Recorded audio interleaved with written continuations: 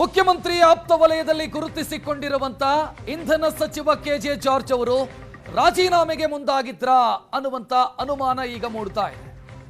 K J George ಅವರು ರಾಜೀನಾಮೆಗೆ ಮುಂದಾಗಿದ್ರು. ಮುಖ್ಯಮಂತ್ರಿಯ ಮುಂದೆ ನಾನು ರಾಜೀನಾಮೆ ಕೊಡ್ತೀನಿ ಅಂತ ಮಾತನಾಡಿದ್ರು ಅನ್ನೋ ವಿಚಾರ ಈಗ ಚರ್ಚೆಗೆ ಕಾರಣ ಆಗಿರೋದು.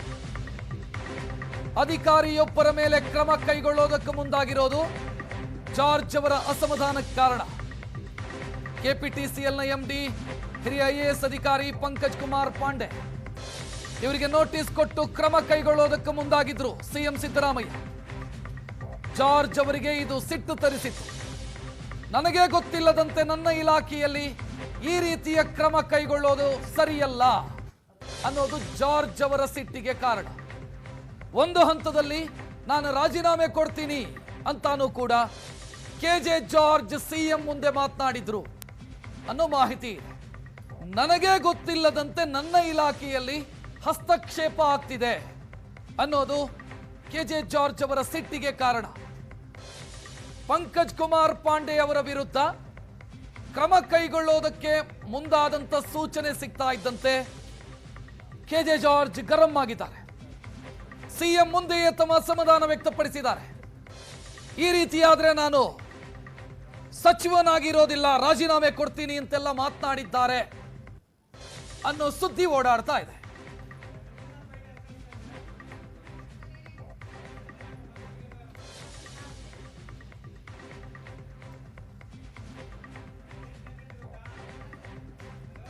ಅಷ್ಟಕ್ಕೂ ಕೆಜೆ ಜಾರ್ಜ್ ಈ ರೀತಿ ಸಿಟ್ಟಾಗೋದಕ್ಕೆ ಕಾರಣ ಹಸ್ತಕ್ಷೇಪ ಅಂತ ನಾನು ಆಗ್ಲೇ ಹೇಳಿದೆ. ಹಸ್ತಕ್ಷೇಪ ಯಾರ್ದು ಹಂಗಿದ್ರೆ? ಇದು ಕೂಡ ಸದ್ಯ ಕುತೂಹಲಕ್ಕೆ ಕಾರಣ ಆಗಿರುವಂತ ವಿಚಾರ. ಇಲಾಖೆಯಲ್ಲಿ ಹಸ್ತಕ್ಷೇಪ ಆಗ್ತಿದೆ. ಹಸ್ತಕ್ಷೇಪ ಮಾಡ್ತಿರೋರು ಯಾರು? ಪಂಕಜ್ ಕುಮಾರ್ ಪಾಂಡೆ ವಿರುದ್ಧ ಕ್ರಮ ಕೈಗೊಳ್ಳೋ ವಿಚಾರದಲ್ಲಿ ಕೆಜೆ ಜಾರ್ಜ್ ಅವರಿಗೆ ಅಸಮಾಧಾನ. ಈ ಇಶ್ಯೂ ಏನು ಅಂತ ನೋಡಿದ್ರೆ ಪಂಕಜ್ ಕುಮಾರ್ ಪಾಂಡೆ ಅವರಿಗೆ ಸೂಚನೆಯನ್ನ ಕೊಡಲಾಗಿತ್ತು ಸಿಎಂ ಮುಂದೆ ಹಾಜರಾಗಿ ಅಂತ. ಸಿಎಂ ಅನ್ನ ಭೇಟಿ ಆಗಿರಲಿಲ್ಲ ಪಂಕಜ್ ಕುಮಾರ್ ಪಾಂಡೆ. ಇದಕ್ಕೆ ನೋಟಿಸ್ ಕೊಡಲಾಗಿತ್ತು. ಈ ನೋಟಿಸು ಕೆಜೆ ಜಾರ್ಜ್ ಅವರ ಸಿಟ್ಟಿಗೆ ಕಾರಣ. ರಾಜೀನಾಮೆಯ ವಿಚಾರ ಪ್ರಸ್ತಾಪ ಮಾಡಿದಾಗ ಸಿಎಂ ಅವರನ್ನ ಸಮಾಧಾನ ಮಾಡಿದ್ದಾರೆ. ನಾನು ರಾಜೀನಾಮೆ ಕೊಡ್ತೀನಿ ಅಂತ ಕೆಜೆ ಜಾರ್ಜ್ ಹೇಳಿದಾಗ ಸಿಎಂ ಸಮಾಧಾನ ಮಾಡಿದ್ದಾರೆ ಅನ್ನುವಂತ ಮಾಹಿತಿಯೂ ಕೂಡ ಲಭ್ಯವಾಗ್ತಾ ಇದೆ.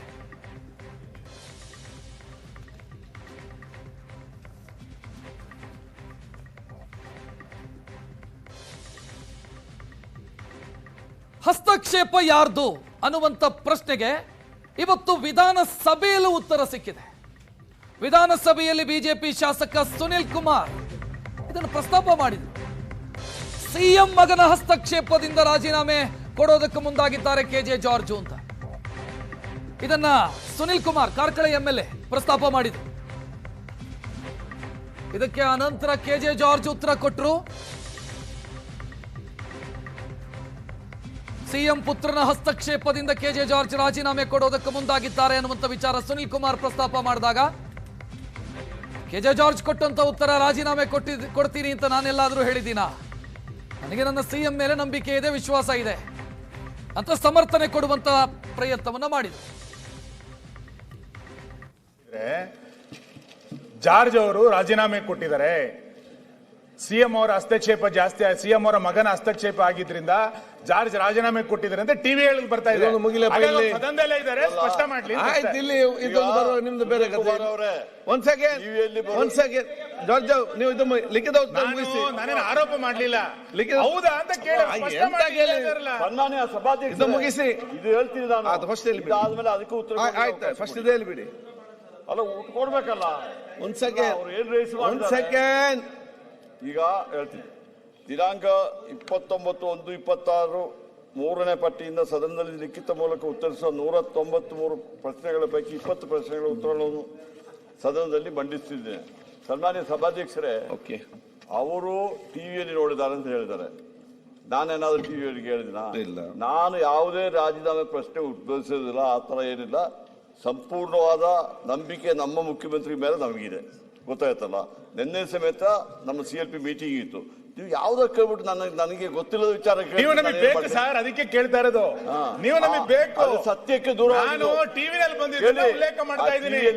ಏನಾಗಿದೆ ಟಿವಿ ಅವರಿಗೆ ಹೇಳ್ತೀನಿ, ಒಂದು ನಿಮಿಷ. ಮೊದಲು ಹಳೆ ಕಾಲದಲ್ಲಿ ಬೆಳಗ್ಗೆ ಒಂದು ನ್ಯೂಸ್, ಮಧ್ಯಾಹ್ನ ಒಂದು ನ್ಯೂಸ್, ಸಾಯಂಕಾಲ ಒಂದು ನ್ಯೂಸ್, 3 ನ್ಯೂಸ್ ಇತ್ತು. ಈಗ 1 ಗಂಟೆಗೆ ಬ್ರೇಕಿಂಗ್ ನ್ಯೂಸ್ ಬರಬೇಕು. ಅವರೇ ಸೃಷ್ಟಿ ಮಾಡ್ತಾ ಇದ್ದಾರೆ. ಅವ್ರು ತೋರಿಸಿ ಎಲ್ಲಿ ನಾನು ಹೇಳಿದ್ದೀನಿ ಬಿಟ್ಟು ಅವರಿಗೆ ಬೆಳಗ್ಗೆ ಸಾಯಂಕಾಲ ನ್ಯೂಸ್ ಬೇಕು, ಅದಕ್ಕೆ ಈ ತರ ಮಾಡ್ತಿದ್ದಾರೆ. ದಯವಿಟ್ಟು ಒಂದು ಮಾತು ಕೇಳಿದನ್ನ, ನಾನು ಆ ತರ ಯಾವ ವಿಚಾರದ ರಾಜೀನಾಮೆ ಕೊಡಲಿಲ್ಲ, ಆ ಪ್ರಶ್ನೆ ಉದ್ಭವಿಸಿದ್ರ. ಸಂಪೂರ್ಣವಾದ ನಂಬಿಕೆ ಮತ್ತೆ ಬೆಂಬಲ ಮುಖ್ಯಮಂತ್ರಿ ಅವರೊಟ್ಟಿಗೆ ನಾವೆಲ್ಲ ಇದ್ದೀವಿ. ಓಕೆ. ಕೇಳಿದ್ರೆ ಜಾರ್ಜ್ ಅವರು ರಾಜೀನಾಮೆ ಕೊಟ್ಟಿದ್ದಾರೆ. ಸಿಎಂ ಅವರ ಹಸ್ತಕ್ಷೇಪ ಜಾಸ್ತಿ, ಸಿಎಂ ಅವರ ಮಗನ ಹಸ್ತಕ್ಷೇಪ ಆಗಿದ್ರಿಂದ ಜಾರ್ಜ್ ರಾಜೀನಾಮೆ ಕೊಟ್ಟಿದ್ದಾರೆ ಅಂತ ಟಿವಿ ಹೇಳಿ ಬರ್ತಾ ಇದೆ. ಸದನದಲ್ಲೇ ಇದ್ದಾರೆ, ಸ್ಪಷ್ಟ ಮಾಡಿ. ಜಾರ್ಜ್ ಅವರು ರಾಜೀನಾಮೆ ಕೊಟ್ಟಿದ್ದಾರೆ. ಸಿಎಂ ಅವರ ಹಸ್ತಕ್ಷೇಪ ಜಾಸ್ತಿ, ಸಿಎಂ ಅವರ ಮಗನ ಹಸ್ತಕ್ಷೇಪ ಆಗಿದ್ರಿಂದ ಜಾರ್ಜ್ ರಾಜೀನಾಮೆ ಕೊಟ್ಟಿಲ್ಲ. ನಿಮ್ದು ಬೇರೆ ಒಂದ್ ಸೆಕೆಂಡ್ ಜಾರ್ಜ್, ನೀವು ಇದು ಲಿಖಿತ ಉತ್ತರ ಮುಗಿಸಿ. ನಾನೇನು ಆರೋಪ ಮಾಡ್ಲಿಲ್ಲ, ಹೌದಾ ಅಂತ ಸನ್ಮಾನ್ಯ ಸಭಾಧ್ಯಕ್ಷ ಮುಗಿಸಿ. ಇದು ಹೇಳ್ತೀನಿ ನಾನು. ಆದ್ಮೇಲೆ ಅದಕ್ಕೂ ಉತ್ತರ ಆಯ್ತು, ಫಸ್ಟ್ ಇದೆ ಹೇಳ್ಬಿಡಿ. ಅಲ್ಲ, ಕೊಡ್ಬೇಕಲ್ಲ. ಒಂದ್ ಸೆಕೆಂಡ್, ಅವ್ರು ಏನ್ ರೈಸ್ ಒಂದ್ ಸೆಕೆಂಡ್. ಈಗ ಹೇಳ್ತೀನಿ. ದಿನಾಂಕ 29/1/26 3ನೇ ಪಟ್ಟಿಯಿಂದ ಸದನದಲ್ಲಿ ಲಿಖಿತ ಮೂಲಕ ಉತ್ತರಿಸುವ 193 ಪ್ರಶ್ನೆಗಳ ಪೈಕಿ 20 ಪ್ರಶ್ನೆಗಳ ಉತ್ತರಗಳು. ಹೆಚ್ಚಿನ ಡೀಟೇಲ್ ನೀಡೋದಕ್ಕೆ ನಮ್ಮ ಪ್ರತಿನಿಧಿ ಸುರೇಶ್ ನೇರ ಸಂಪರ್ಕದಲ್ಲಿ. ಸುರೇಶ್, ಬೆಂಕಿ ಇಲ್ಲದೆ ಹೊಗೆ ಬರಲ್ಲ ಅಂತ ಹೇಳ್ತಾರೆ. ವಾರದ ಹಿಂದೆಯೇ ಒಂದು ಅನುಮಾನ ಸೃಷ್ಟಿಯಾಗಿತ್ತು. ಹಿರಿಯ IAS ಅಧಿಕಾರಿ ವಿರುದ್ಧ ಕ್ರಮ ಕೈಗೊಳ್ಳೋದಕ್ಕೆ ಮುಂದಾದಾಗ ಈ ಗೊಂದಲ ಸೃಷ್ಟಿಯಾಗೋದಕ್ಕೆ ಏನ್ ಕಾರಣ ಆಗಿರೋದು?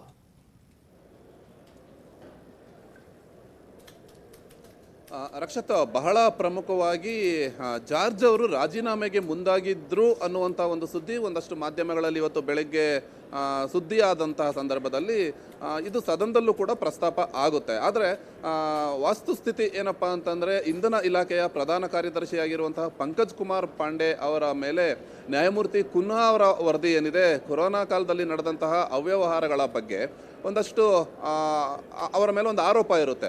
ಇದರ ಬಗ್ಗೆ ಸ್ಪಷ್ಟೀಕರಣವನ್ನು ಕೇಳೋದಕ್ಕೆ CM ಸಿದ್ದರಾಮಯ್ಯನವರು ಪಂಕಜ್ ಕುಮಾರ್ ಪಾಂಡೆ ಅವರನ್ನು ಬರುವುದಕ್ಕೆ ತಿಳಿಸಿರ್ತಾರೆ. ಆದರೆ ಪಂಕಜ್ ಕುಮಾರ್ ಪಾಂಡೆ ಅವರು ಹೇಳಿದ ಸಮಯಕ್ಕೆ ಬರದೇ ಇದ್ದಂತಹ ಸಂದರ್ಭದಲ್ಲಿ ಮುಖ್ಯ ಕಾರ್ಯದರ್ಶಿ ಶಾಲಿನಿ ರಜನೀಶ್ ಅವರು ಅವರಿಗೆ ಒಂದು ನೋಟಿಸನ್ನು ಇಶ್ಯೂ ಮಾಡಿರ್ತಾರೆ.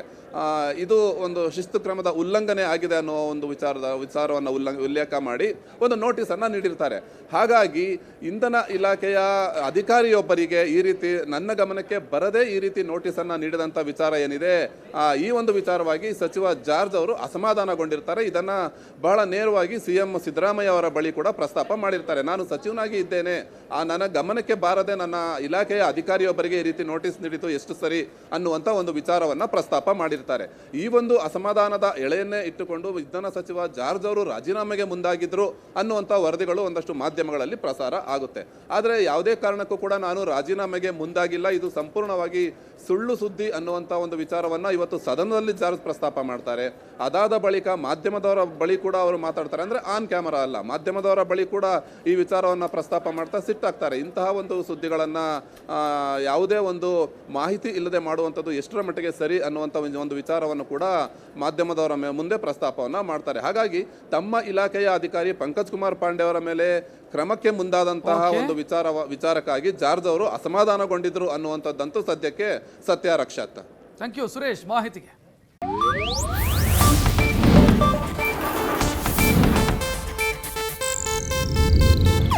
ಇದು ಏಷ್ಯಾನೆಟ್ ನ್ಯೂಸ್ ನೆಟ್ವರ್ಕ್ ಪ್ರಸ್ತುತಿ.